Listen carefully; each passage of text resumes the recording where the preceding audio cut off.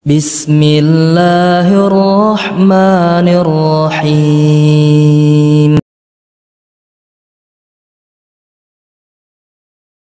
Jauhi sifat al-man dan sifat al-adha ketika Anda bersedekah.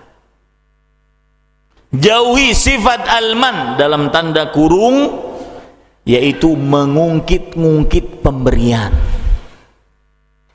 Dan sifat al-adha dalam tanda kurung, yaitu memberi sambil menyakiti orang yang diberi sedekah. Ya, ngasih juga tapi nyakiti orang yang diberi sedekah. Nih, ambil, dasar gembel kesini mulu. Nah, gitu. Ya, ada saya punya adik.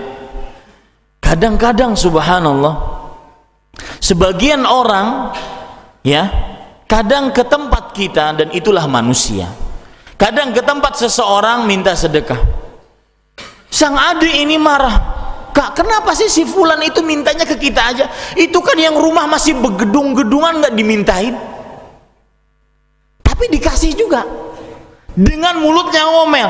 Nih, ini bisa membatalkan pahala sedekah. Hati-hati. Sifat mengungkit-ungkit seperti yang saya katakan tadi. Ya. Apalagi sudah diawali dengan kata gini, Ustaz, sebenarnya saya nggak mau cerita, Ustaz. Ini susah, kalau sudah sebenarnya ini pasti ada tapinya. Ya. Ini para ikhwas sekalian dirahmati oleh Allah Subhanahu wa taala. Coba perhatikan sekarang.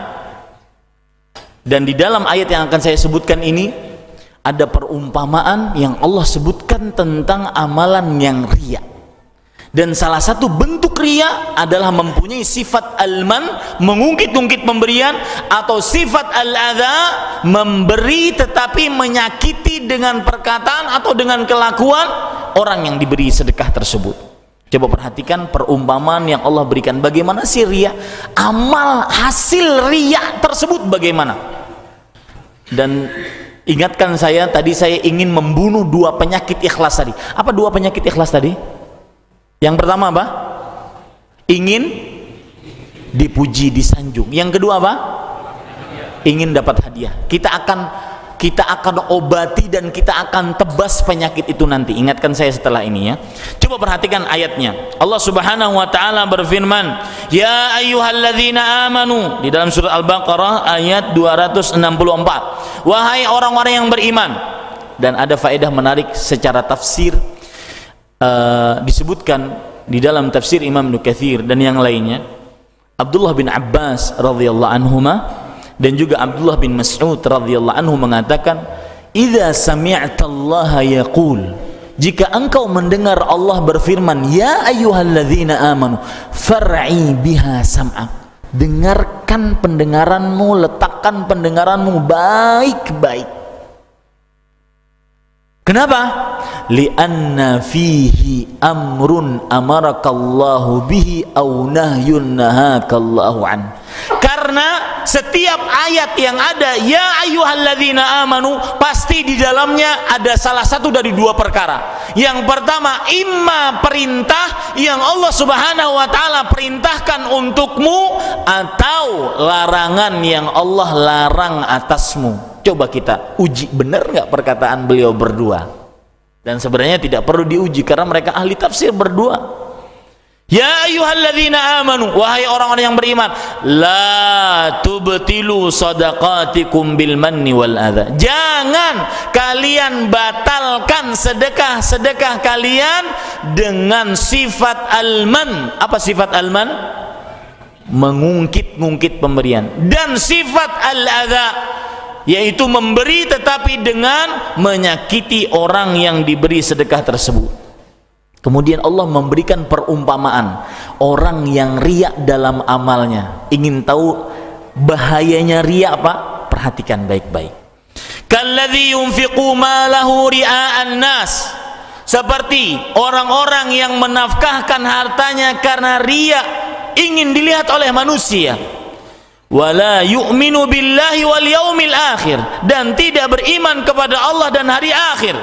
famathaluhu, maka perumpamaannya kamathali safwanin alaihi turabun fa asabahu wabilun fatarakahu salda. Artinya perumpamaannya adalah seperti perumpamaan batu yang datar, di atasnya terdapat pasir-pasir dan tanah-tanah, lalu setelah itu diterpa oleh hujan batu yang terdapat pasir-pasir di atasnya tadi, maka fatarakahu salda, maka batu tersebut akhirnya bersih, putih, bening. Itu orang yang ria, secuil pun tidak akan diterima. Rugi Pak, capek orang yang ria ya, sudah tidak. Apalagi kadang-kadang orang ria itu cepat punya penyakit hati.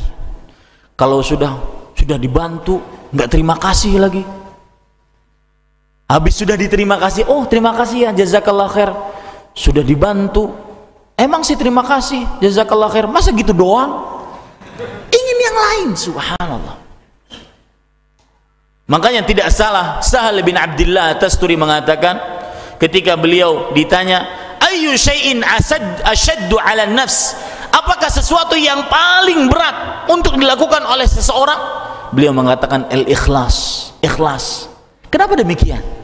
Karena beliau mengatakan, perhatikan, beliau mengatakan sulitnya ikhlas li'anna laisa fihi laha nasib, karena di dalam ikhlas tidak ada bagian jiwa yang dia dapatkan secara mata kasat dia langsung.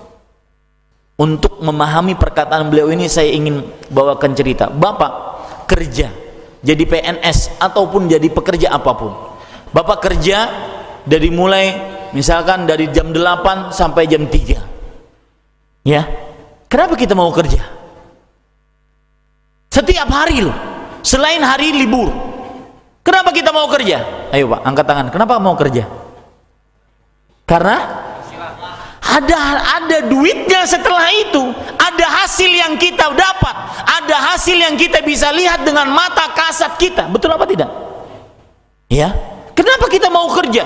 Bahkan saya pernah nanya kepada jamaah waktu itu di Bintaro, saya tanya, siapa yang kerja mulai jam 7? Saya Ustaz.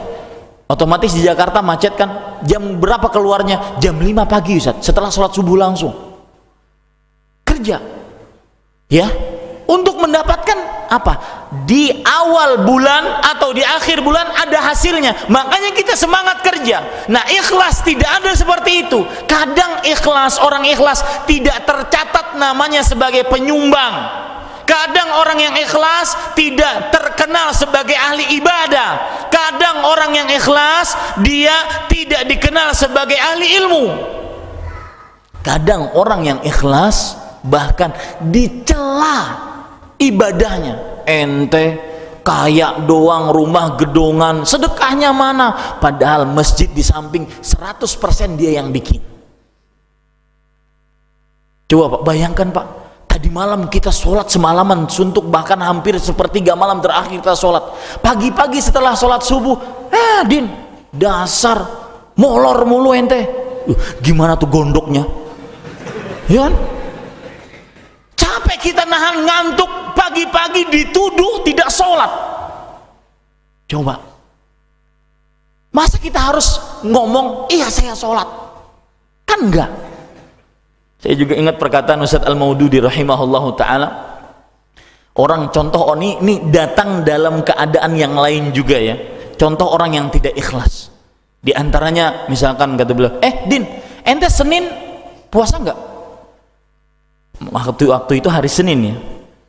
Ente hari ini puasa enggak? Si fulan yang bernama Udin ini mengatakan, iya Senin masa enggak puasa? Apa maksudnya Pak? Apa maksudnya? Artinya setiap Senin saya puasa gitu loh.